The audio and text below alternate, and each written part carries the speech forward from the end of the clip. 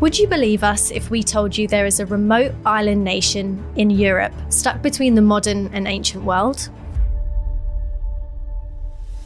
Where many of the residents live in small communities, sometimes just a dozen, and they don't rely on supermarkets and restaurants. A land where weather dictates everything, and where people hunt from the ocean, land, and the skies. A native language so old that no one else can speak it, not even Google. But this land is also home to some of the fastest internet speeds in the world, Michelin star restaurants, and mobile phone coverage in every single corner of the country. A land which is dark in the winter, bright in the summer, but always a similar temperature. A land where mountains dramatically appear out of the ocean, and due to regular cloud coverage and 300 days of rain per year, you start to wonder if these mountains go on forever until they touch the sky. Sounds like fiction? To us, it sounds like an adventure.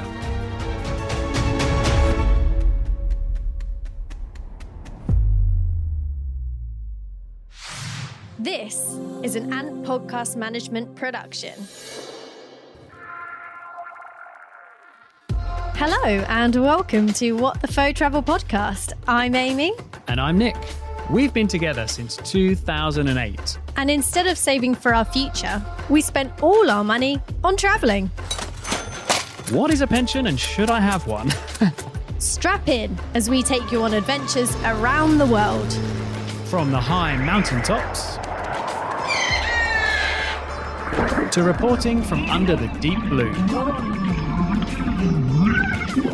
There isn't anywhere we won't take you. Where are we going today then, Amy? Today, we're off to the Faroe Islands.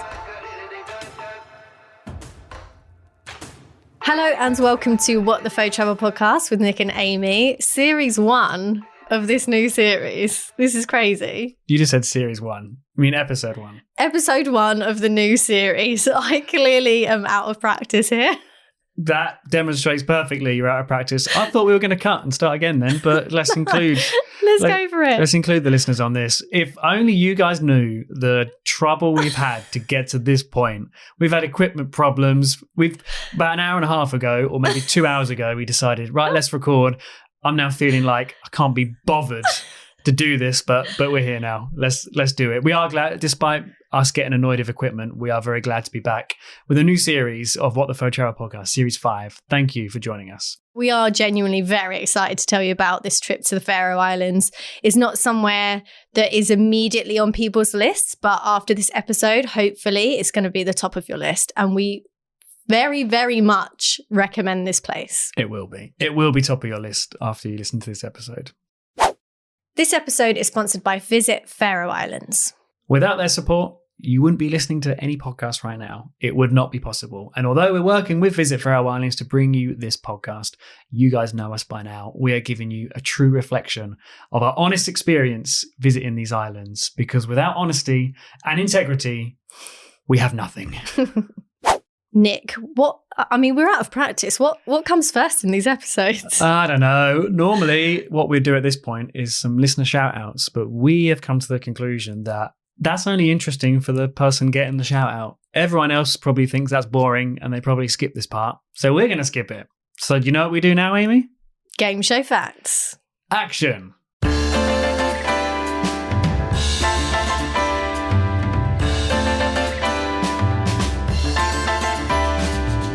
The Faroe Islands is a self-governing archipelago, but it's part of the Kingdom of Denmark. The Faroe Islands is not a member of the European Union, even though Denmark is. Brexiteers will be happy about that. It comprises of 18 rocky volcanic islands between Iceland and Scotland in the North Atlantic Ocean, connected by road tunnels, ferries, causeways and bridges. The population is around 55,000 and the capital city is Tórshavn. The official language is Faroese and the currency is the Danish kroner. The first known settlers, according to stories passed down through generations, were Irish monks in the 6th century. The name Faroe Islands literally means sheep islands, and it lives up to that name. There are more sheep here than people. The main industry in the Faroe Islands is fishing. This sector accounts for approximately 90% of exports and about 20% of GDP. The Faroe Islands are right in the path of the Gulf Stream in the North Atlantic, meaning that temperatures remain mild and similar all year round. During the Second World War, the British military occupied the Faroe Islands. We were protecting them from the Nazis, okay? Approximately 170 marriages took place between British soldiers and Faroese women. The population of the Faroe Islands consists of 80 different nationalities.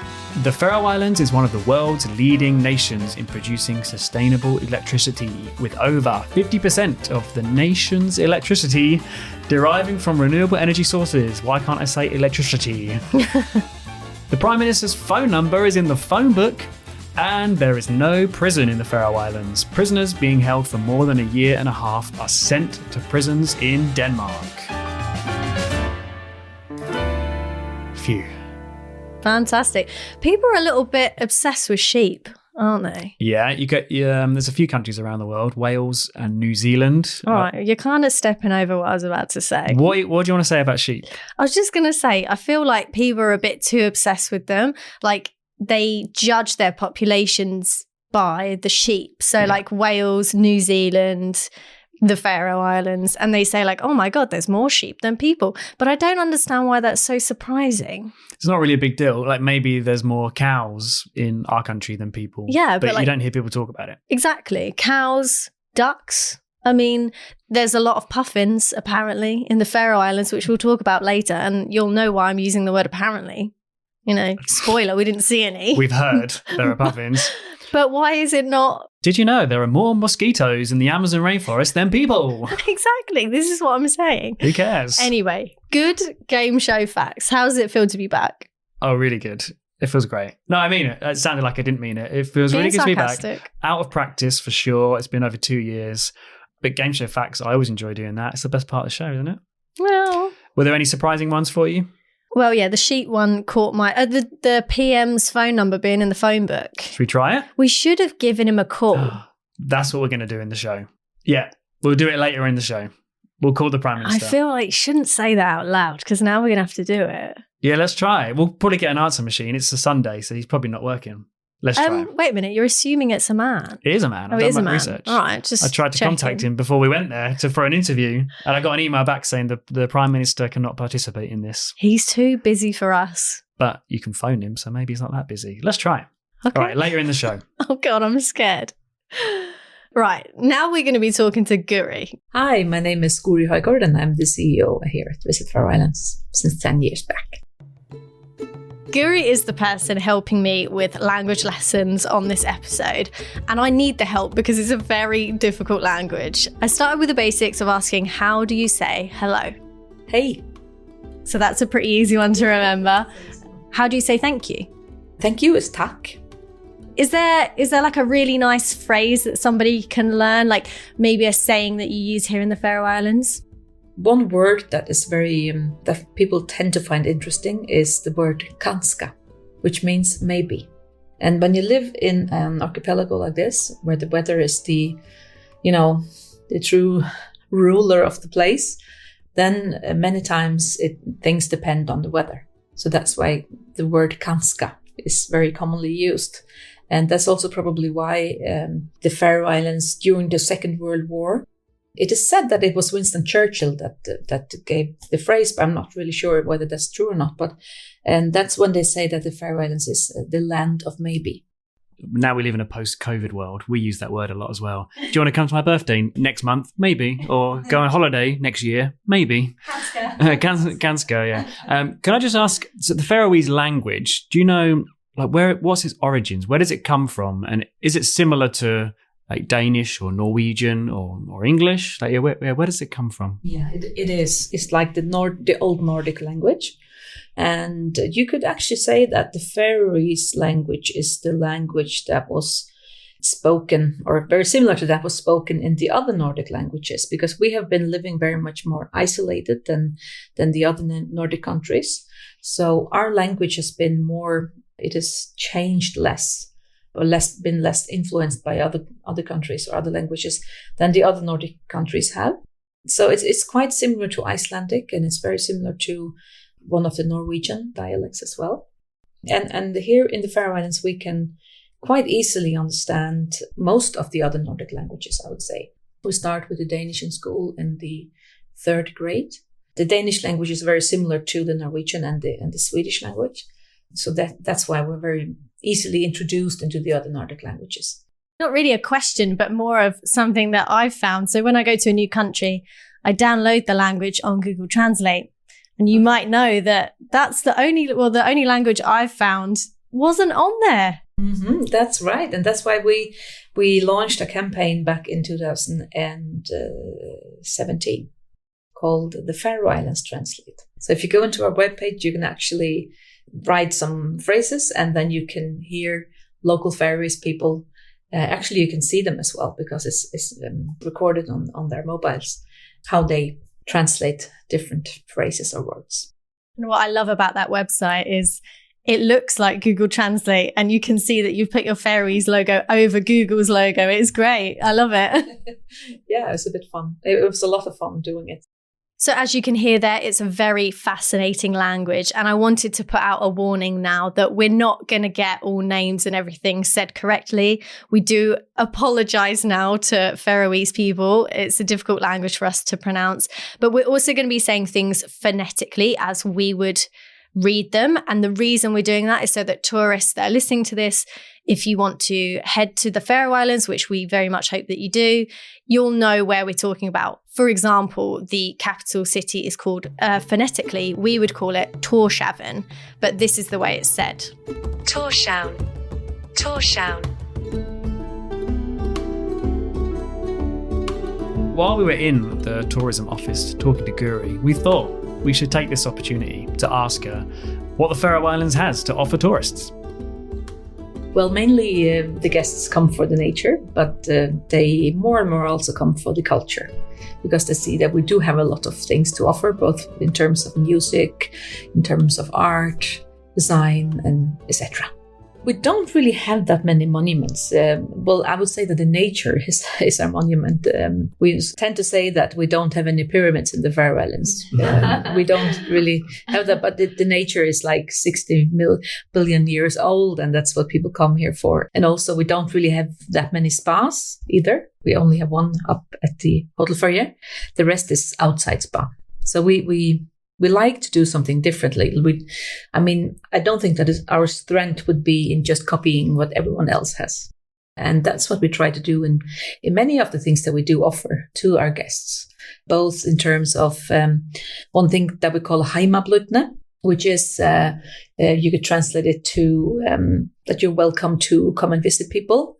That, many times it's farmers or other people, other locals that do offer people to come home to eat at their place. And that's something that's very popular here. And we have living room concerts, which is also a very pleasant concept. So everything is really small scale. And the living room concerts are very popular as well. We even have a living room concert festival that is held in the autumn. You should actually look it up at the internet. It's really, really interesting. And and that is, of course, the opposite of a Bruce Springsteen concert at a big arena in London, O2 or something. But it can be very intimate and very, very cozy. And the quality of the artists is really high. And we even have like knitting festivals and knitting themes, which is also a trending theme at the moment these days, probably maybe because of COVID, but I think it was even before that. And, these different kind of small scale experiences. And when you take boat trips here, it's mainly in smaller boats, maybe wooden boats, for instance. We have one small company operating in that area. We would really like people to come here and experience something else. I truly think that you haven't really visited the Faroe Islands. If you only visit the capital, you should definitely also go out and see these smaller islands. And then you can see the contrasts between the city, which of course in your eyes isn't a big city, and the difference, between the contrast between the capital and the outlying islands. Yeah. Is there a particular island that you think people should head for? I would say that the most popular one is Mykines, the westernmost island, which has a lot of puffins. But actually you can get a similar experience in other islands as well. Around the islands, Skúvoy, for instance, or Pukløy or Svínoy. And also, if you visit this island right outside here of the capital of Tórshavn, Nólsoy, that's also a very nice one. And they even have a cafe and the pub where you can experience music as well sometimes. And also another one that I didn't mention, that's the island of Kalsoy, which is very famous at the moment, especially because of James Bond. Well, I don't know if everyone has seen the movie yet, so probably I shouldn't reveal that much about it. Big spoiler that happens in the Faroe Islands. Yeah. But something happened and hasn't happened before. And that's why, there is a certain thing out there that you can come and see if you like. Thank you, Guri, for all that information. When she was talking then, mentioning a lot of the different names of the different islands, because we weren't able to go to every island. We only had 5 days in the Faroe Islands, and because we had such a busy schedule, we had a hire car, which we'd strongly recommend anyone have if you go there. And we went to different islands that you could drive to. Some were like over bridges or through underground tunnels. So there are plenty of islands that you can't drive to, and you have to get a boat. It's the only way. Or you could helicopter if you have a lot of money. Who do you think listens to this podcast? Hey, you never know. I think you're doing our listeners a disservice. Sorry, guys. I'm sure plenty of our listeners could afford a helicopter. But really, you need a boat. And if the weather's bad, then you can't get there. And that's why some of these islands, they're so remote. They have such tiny communities. Not many people live there because that doesn't appeal to a lot of people, potentially being cut off from the rest of the world for, sometimes weeks if the weather's bad. So you get some islands where literally 12 people live there, which is amazing. The people that do live there love it. That's why they live there, because they like the isolation. But it's making me think of this book that I'm reading because of our trip to the Faroe Islands. I came across it. You remember Guri talking about earlier, Kanska? Kanska. That's the word for maybe. Maybe, and how the Faroe Islands is known as the land of maybe. I'm holding this up to the camera for people watching on YouTube. Is it backwards? I think it is. Anyway. No, it's correct. Good. There you go. That's it. Get it in there. So Tim Epot, The Land of Maybe, a Faroe Islands year. And from reading this book, I'm really being able to appreciate these islands that we couldn't go to and just how remote they are. And that's kind of what's special about the Faroe Islands, the remoteness. A lot of the places we went to, although amazing, stunning and beautiful, a 2-hour flight from Edinburgh, hire a car, you can get to these places quite easily. But I think the real magic of the Faroe Islands is these remote places that are not easy to get to. Absolutely. And I really appreciated it. I mean, there were times where later on we're going to be talking to someone who runs a surf school, which you wouldn't expect in the Faroe Islands. But we were in that town and we were hungry. We were looking for somewhere to find some food, and there were no restaurants. And we don't believe there were any shops there. No shop, no restaurant. The people that live there just they live off the land. And yeah, I'm sure we'll get more into it later, but I just have such an appreciation that people live off the land. They think it's weird that we go to supermarkets. And to be honest, they're right. It's unnatural for us to be walking into a supermarket, being able to get food from all over the world. Not to go too deep into it, but that's why we're in this crisis. This is with global warming and sustainability. That's why these are all buzzwords at the moment. So yeah, going to the Faroe Islands, if you're somebody who's really into nature and hiking and living off the land, this is the place for you for sure. I read in this book, some of the villages make fun of people in the capital because they go to supermarkets and they go to cafes and things like that. And that just seems so normal to us, but it's not for a lot of these people. People still live this way, which I thought didn't happen anymore. We had the famous restaurant Cox. It's a bit difficult pronunciation in English.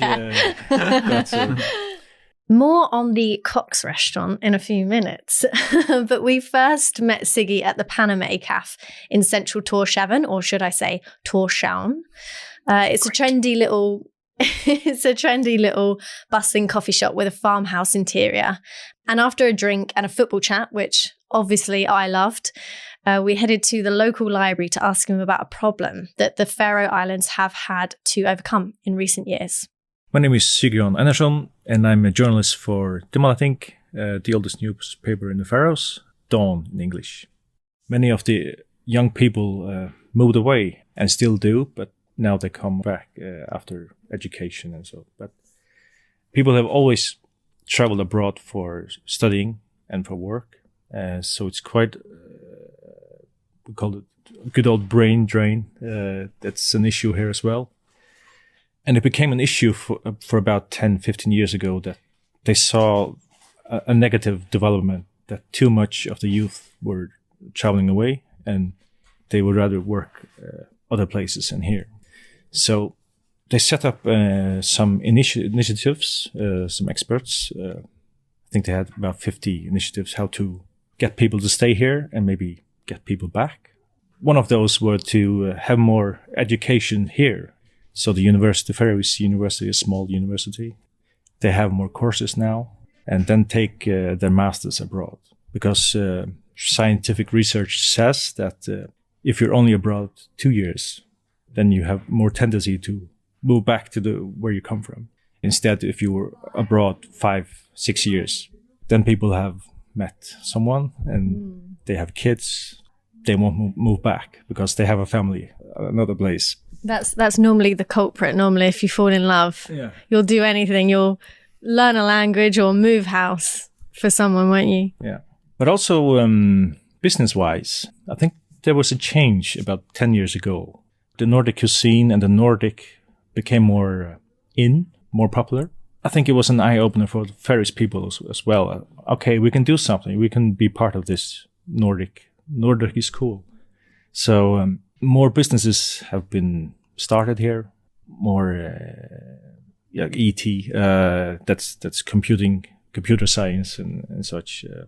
We have more restaurants now in Tor7 than we have had before, which sell Faroese food. Before it was only steak and all the food you can get elsewhere, but now they have more specialized in the Faroese cuisine, fish, lamb.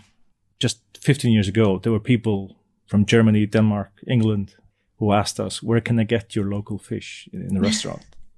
It wasn't possible 15 years ago, but because of the Nordic mindset that Nordic is cool, we have something specific here. People began to do more our own foods and getting the good fish that is very popular abroad to serve that fish here. So we start seeing also people from abroad traveling to here. We had the famous restaurant Cox. It's a bit difficult pronunciation in English, but we have people who travel from far by private jet and everything just to eat and then travel away. Wow. So, Because am I right in thinking it's got a Michelin star? two Michelin stars. Oh, actually. two. Yeah. Wow. So people fly here on a private jet because they love cocks. Exactly. So does Cox mean something in Faroese? It means cooking, but a shortage for cooking. Right. Okay. So we don't know what was going to happen with that restaurant because they're in Greenland for this period, this autumn, and they will be in Copenhagen this winter. I don't know where they will be here in the Faroes because the place that they can't be there anymore. And they were trying to build a new restaurant, but they weren't allowed to do that. So that's a big issue right now here in the Faroes. That area they pointed out, the people who owned it and the authorities said, no, you can't build it there. So now it's quite up in the air what's going to happen with our famous restaurant. More from Siggi soon, but while we're talking about restaurants and food, we want to give a mention to some restaurants that we visited in Tórshavn.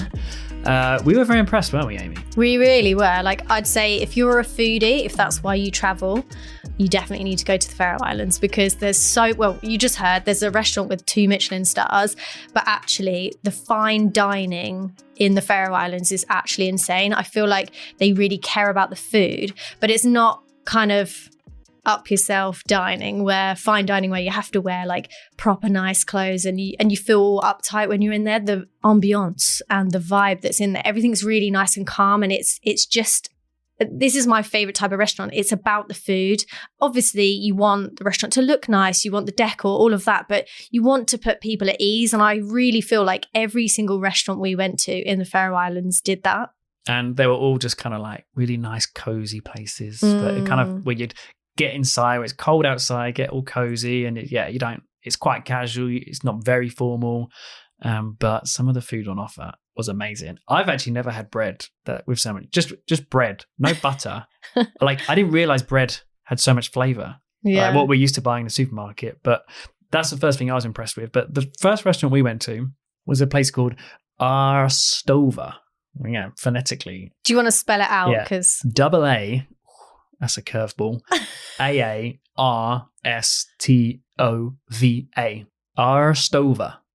I have to say it in a farmer accent. I actually have no idea how you would say it in Faroese. But yeah, that was the first one we went to and we were very impressed. Very impressed. We've seen reviews, like we read online, people have been going crazy for cocks. Who doesn't love cocks?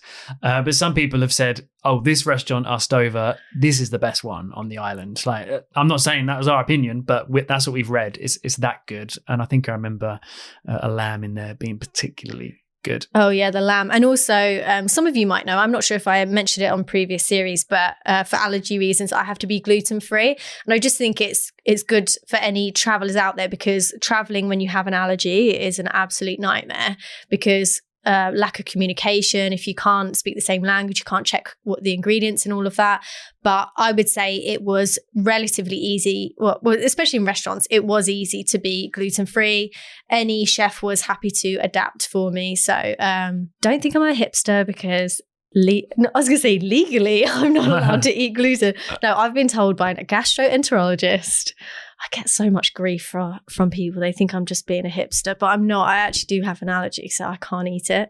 They always say to you, like, is it an allergy? Or are you just being funny about it? Just being difficult. But I didn't get that in the Faroe Islands, so that's good. They're very good. Tick for Faroe Islands. So that recommendation, all these restaurants are in Tórshavn, because as soon as you get out of the capital, you go to villages that don't have restaurants. So it's all in the capital city. Another place we went to, which I was so impressed with, was, and I mentioned places are cozy Katrina Christiansen. I can pronounce that one. Do you remember that one, Amy? I do remember that one because I had that like charcuterie board. Oh yeah, well, meats and cheeses. Which was insane. It had like fig jam on there. It was just so nice. And I had like a 5-course meal. It was ridiculous. Yeah, you had a tasting menu. It was so good. Now, thinking about price, I'm sure you're thinking, because it's a kind of Nordic country, it's going to be quite expensive.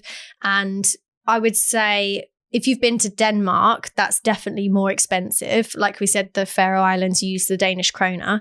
But we do think value for money, particularly in the restaurants, the quality of food that you get, it's a good price. Yeah, like that cozy Katrina restaurant I just mentioned, where it's such a nice place. The building has got such character. We had a great meal. We were really well looked after.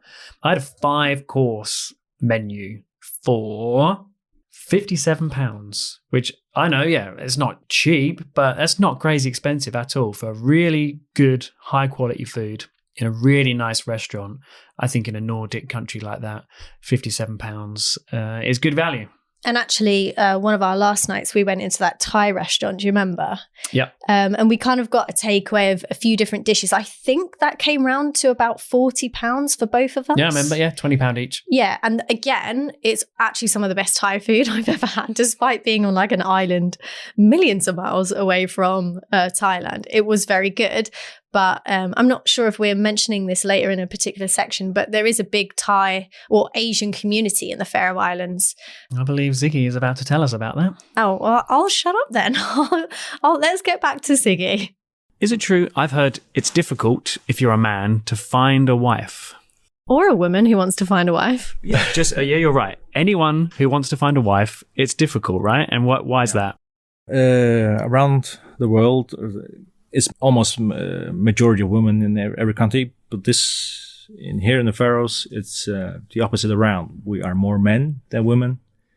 More women move abroad, more opportunities. Yeah, that's an issue here, and the way people have coped with that issue is that we see more men traveling to the Far East to get women from there.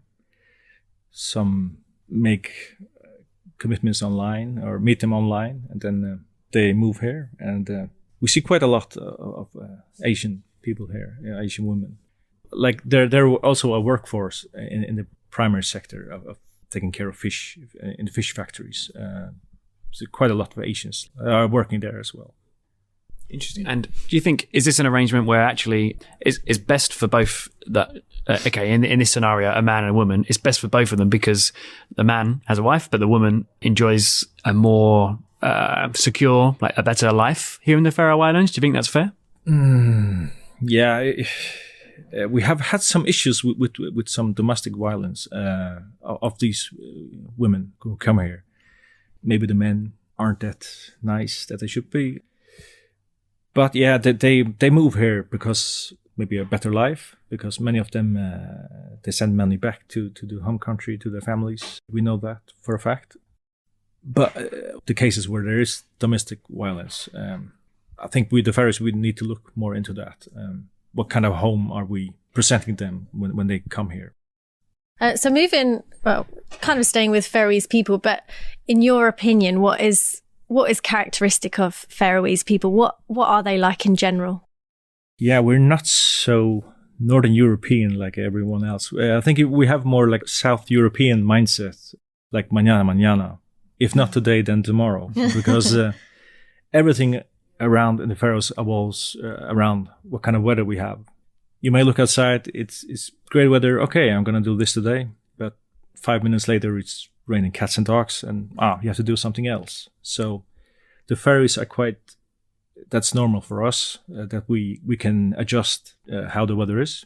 But for people who come here as tourists, or a lot of Danish people live here as well, they have it quite difficult the first week or two, because we tend to say that the Danish are living by the calendar. They look at the calendar, well, at this day at 5 o'clock, I will do this. And they can't, because it's a storm outside. So we say to the Danish, take your calendar, put it away. You're in the Faroes now. Relax and take it as it comes. So that's kind of our mindset.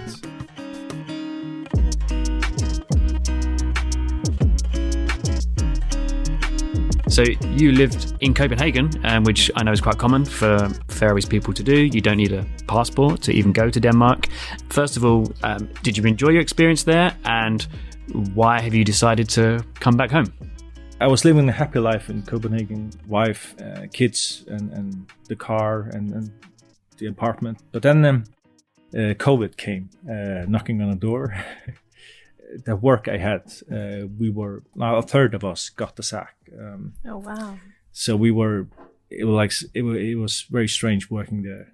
And then I got an opportunity here, and I applied for the job, and I got it. So I said, okay, wife, sweet wife, my Danish sweet wife, how would you like to say if we move to the Faroes? And she had to think, and she had to rethink, and she said, okay, let's do it. Because we weren't that affected by the COVID here.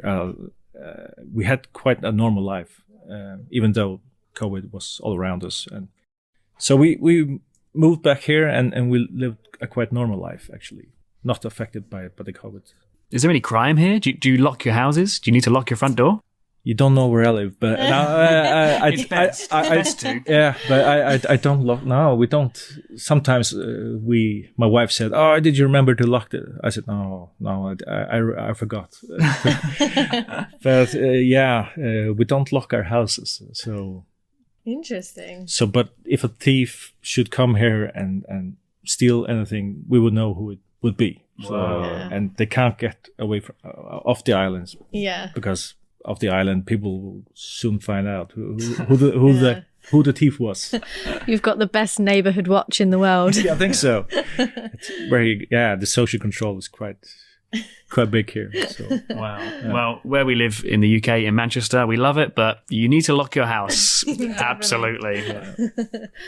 Well, no, thank you very much for talking to us. And I just wanted to finish with saying I'm really happy that your wife said yes to moving here and you're not divorced. Yeah, I was worried that story was going to a sad ending.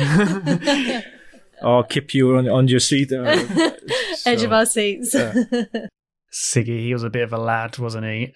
He doesn't lock his door. If you want to know his address, is 12 Faroe Road, Faroe Islands.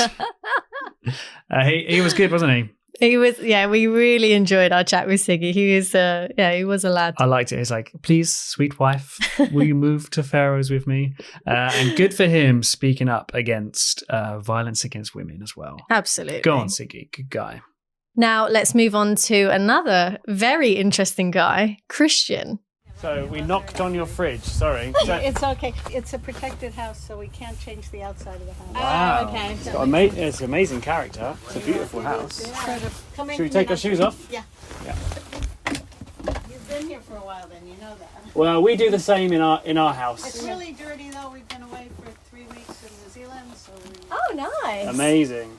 As you can hear, we got a little bit lost, and rather than knocking on the front door of Kristian's house, I knocked on their fridge, which sounds strange and hard to believe, but it happened. Let's move on. So yeah, we are here to meet Kristian.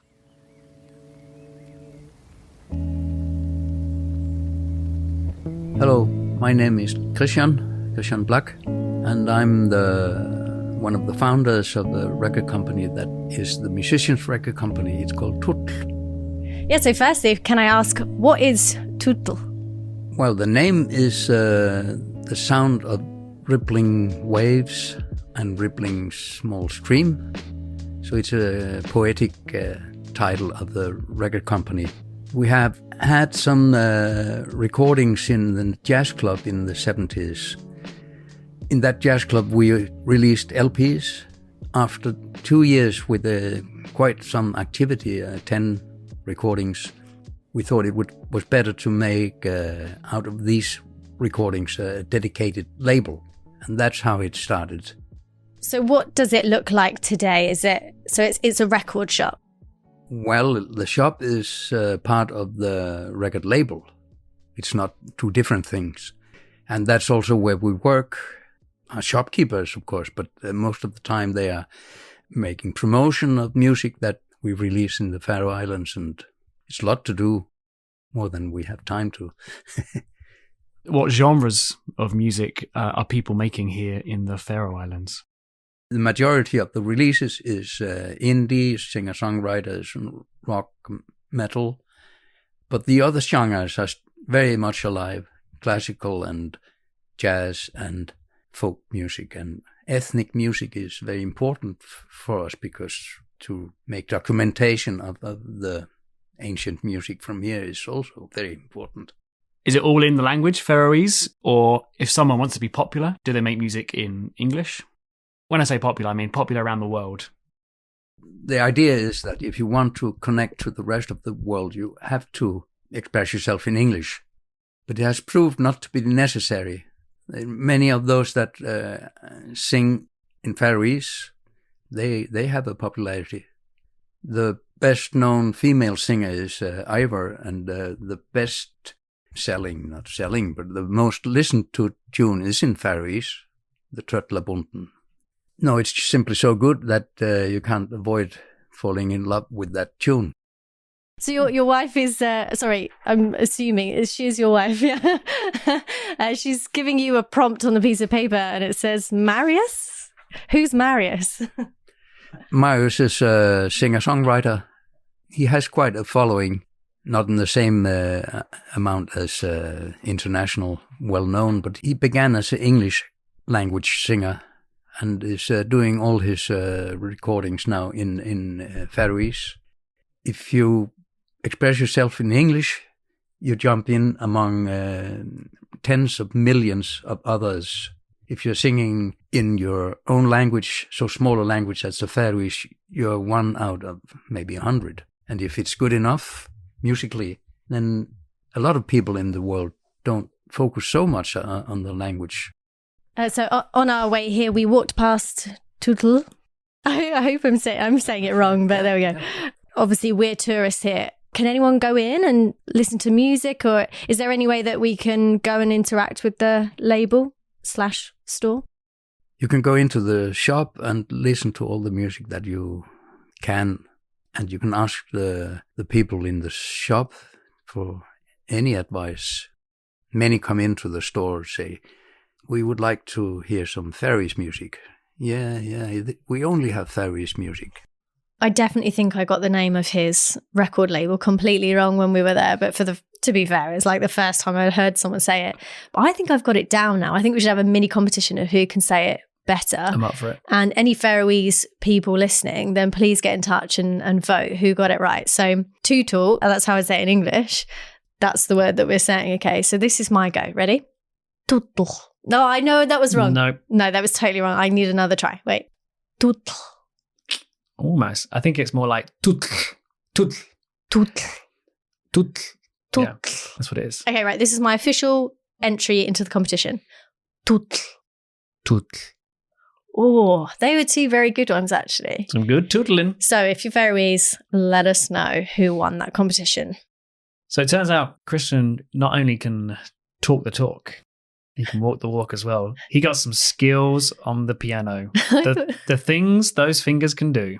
I thought you were going to say not only can he talk the talk, he can play the play. He can play the pipe. Play the play. Not talk the talk, play the play. He's got skills.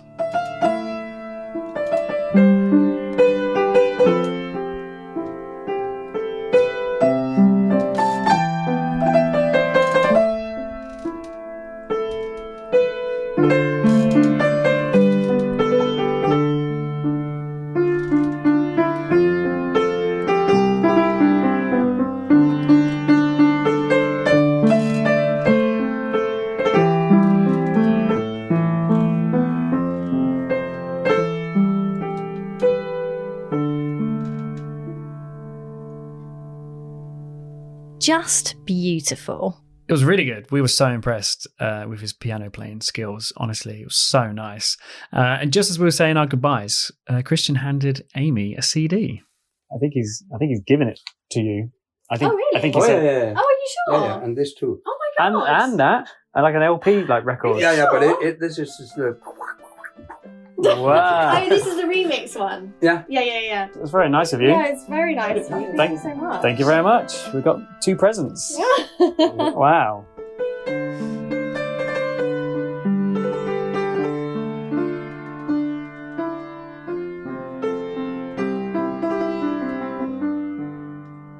Hi.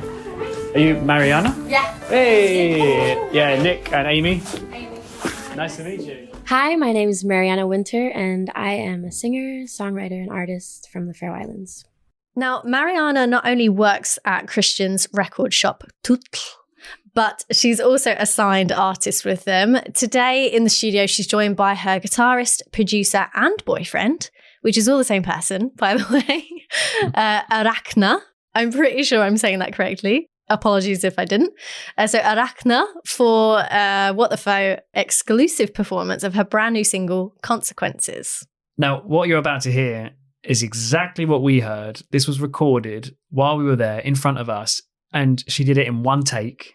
And I don't know what you were expecting, Amy. I don't know what I was expecting of Faroese music, but this wasn't it. I'm darkened by the things I've seen, don't you know? I can't seem to fight the urge to fuck with my soul. I don't deal with feelings, rather pick up and go. I'm never at fault, 'cause I'm a lady at heart. And I do things for myself, you do it for the numbers. Tell me there's no one else, but your smile makes me wonder. Deceive me, believe me, they'll be. I'll steal your friends and spill your secrets, they'll be. You called my bluff, but now you're sleeping alone. 'Cause you know I don't like to speak on the phone. Not dumb enough to let you string me along. 'Cause I'm out of your zone, star of the show. Go play on your own, I gotta go. Go play on your own, I gotta go. Go play on your own, I gotta go. Deceive me, believe me, they'll be. I'll steal your friends and spill your secrets, they'll be. The way hours fall down, you knew about. I'll steal your puppy and make you love me, they'll be.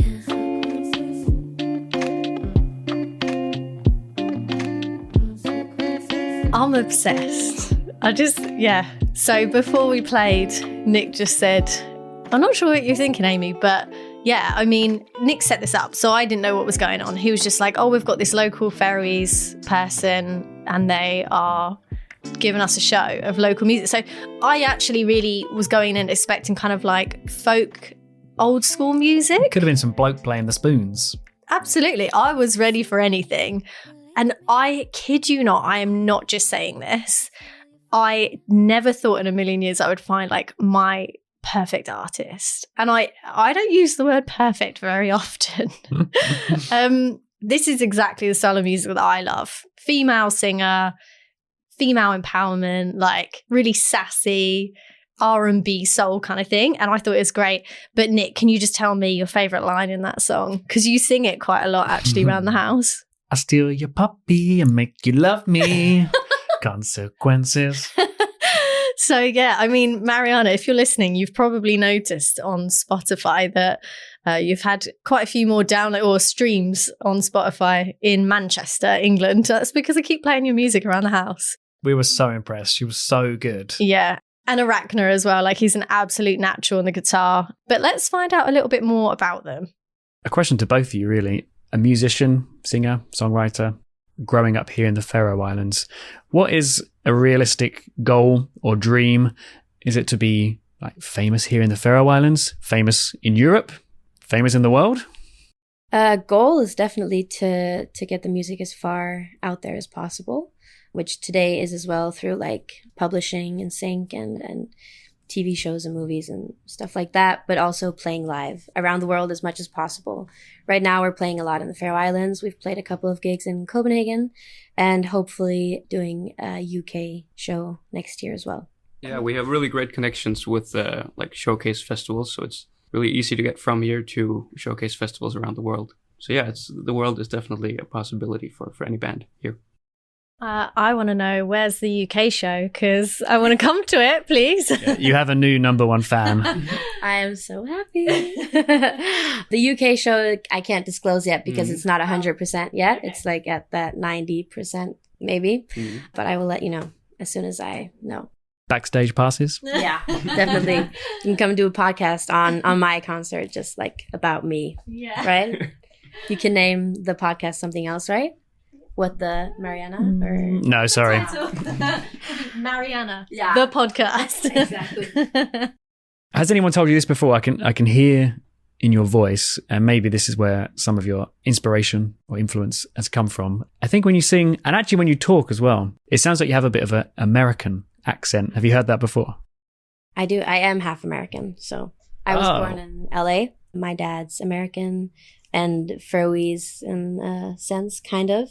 And my mother's Faroese. So I was born in LA and moved to the Faroe Islands when I was 3 and still go back and forth like once to twice a year to visit my family over there.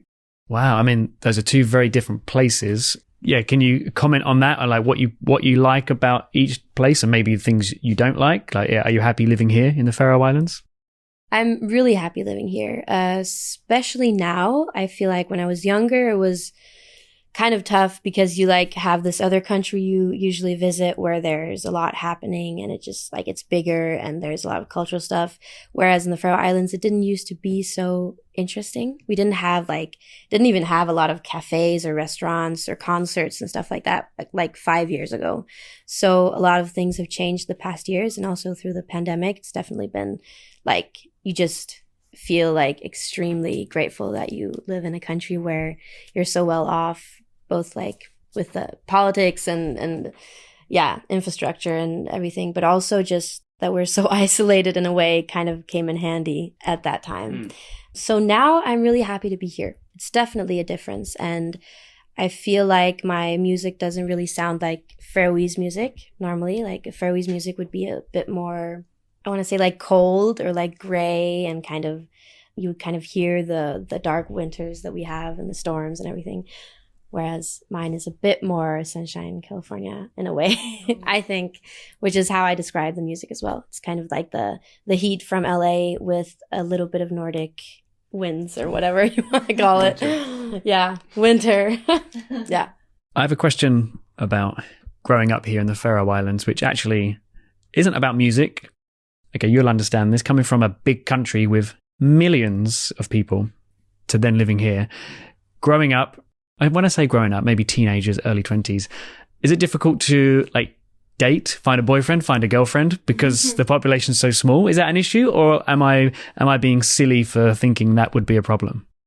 I feel like it's definitely a part of the culture. Like you're joking about, oh, we're probably like fourth cousins or something, and you probably are most of the time.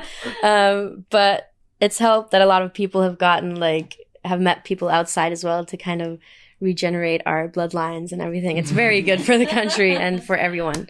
So in a way, kind of, I think, yeah, it's something that we joke about, which it's kind of also real, but it's not a big problem, I think.